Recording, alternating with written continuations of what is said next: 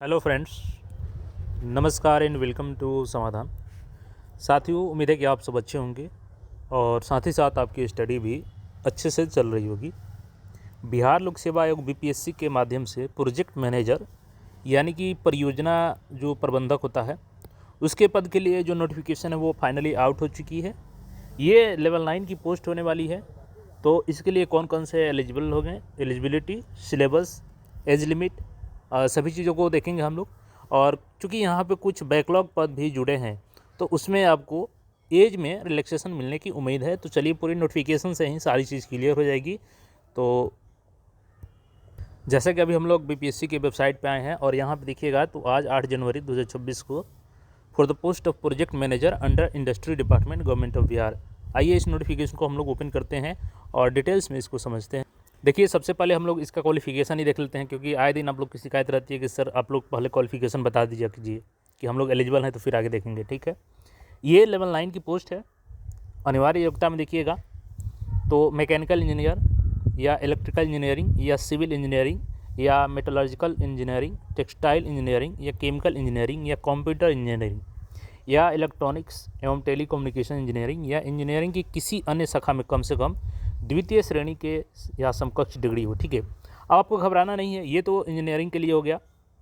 इसके अलावा अगर आप इंजीनियरिंग के स्टूडेंट नहीं हैं तो देखिएगा यहाँ पे क्या होनी चाहिए, या आप किसी मान्यता प्राप्त विश्वविद्यालय से अर्थशास्त्र, इकोनॉमिक्स से, गणित मैथमेटिक्स से, सांख्यिकी स्टैटिक्स से या भौतिकी विज्ञान और फिजिक्स से या रसायन विज्ञान केमिस्ट्री से कम द्वितीय श्रेणी से, यानी कि 45% आपका मार्क्स होनी चाहिए कम से कम, अगर आप एलिजिबल हैं इसके लिए। यानी कि पास किए यहाँ पर अर्थशास्त्र, गणित, सांख्यिकी, भौतिकी विज्ञान, रसायन शास्त्र किसी भी विषय से।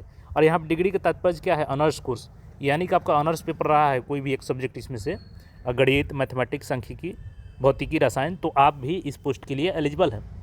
इसके अलावा भी अगर अखिल भारतीय तकनीकी शिक्षा परिषद AICTE द्वारा मान्यता प्राप्त किसी संस्थान से MBA की डिग्री है, PG या डिप्लोमा है, या इसके अलावा देखिएगा तो विश्वविद्यालय से फार्मेसी की डिग्री है, या institute of chartered accountant of India से प्राप्त मेंबरशिप हो, institute of cost and works accountant of India membership हो, या रेशम तकनीकी प्रबंधन में अखिल भारतीय तकनीकी शिक्षा परिषद से मान्यता प्राप्त डिग्री या समकक्ष मान्यता हो, या अखिल भारतीय तकनीकी शिक्षा परिषद AICTE से मान्यता प्राप्त किसी संस्थान विश्वविद्यालय से लेजर टेक्नोलॉजी में डिग्री अथवा समकक्ष हो। यानी कि इसमें से कोई भी एक डिग्री है आपके पास तो आप सभी इस पोस्ट के लिए एलिजिबल होंगे। और सिंपल क्वालिफिकेशन में देख लीजिए, इसको ध्यान से देखिएगा, क्योंकि मैक्सिमम कैंडिडेट किसके मिलते हैं तो ये सिंपल क्वालिफिकेशन वाले ही पूछते हैं। तो आप ध्यान दीजिएगा कि अगर आपने ग्रेजुएशन में ऑनर्स पेपर रखा है, ऑनर्स अर्थशास्त्र, गणित, सांख्यिकी, भौतिकी, रसायन, तो आप एलिजिबल होंगे। क्वालिफिकेशन देख लिया आपने, लेवल देख लिया। यहाँ पे देखिए पोस्टों की संख्या बता दें आपको, तो देखिए टोटल 9 पदों पर ये वैकेंसी आई है।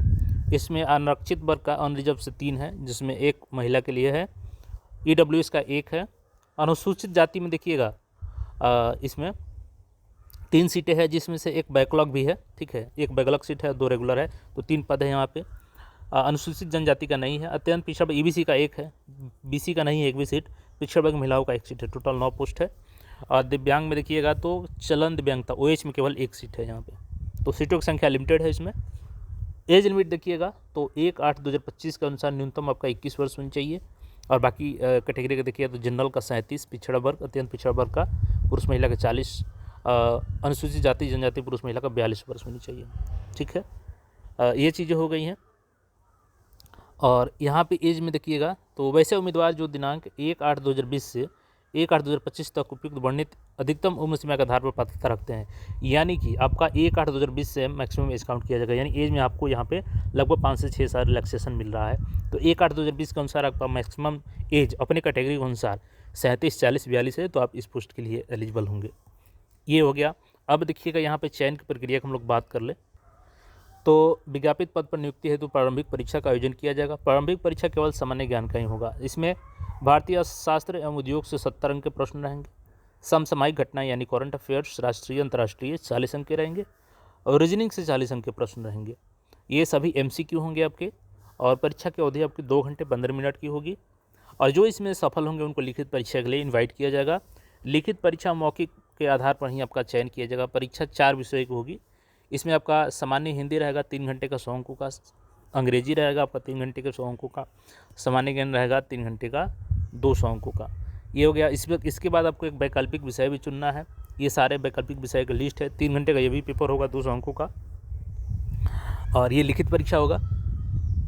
ये सारे यहाँ पे देख सकते हैं। अब देखिए यहाँ पे आवेदन का हम लोग बात करें तो आवेदन आपका 8 जनवरी आज से ही प्रारंभ हो चुका है और 29 जनवरी तक आप लोग आवेदन कर पाएंगे। 100 रुपये पेमेंट लगेगा। 9 पदों के लिए वैकेंसी है, तो आप सब जो भी एलिजिबल हैं आवेदन कर लीजिए। इसके अलावा कोई भी अन्य क्वेरी हो तो आप कमेंट करके पूछ सकते हैं। बाकी अन्य अपडेट्स के लिए चैनल को सब्सक्राइब करके जुड़े रहें। मिलते हैं फिर नए अपडेट में। धन्यवाद।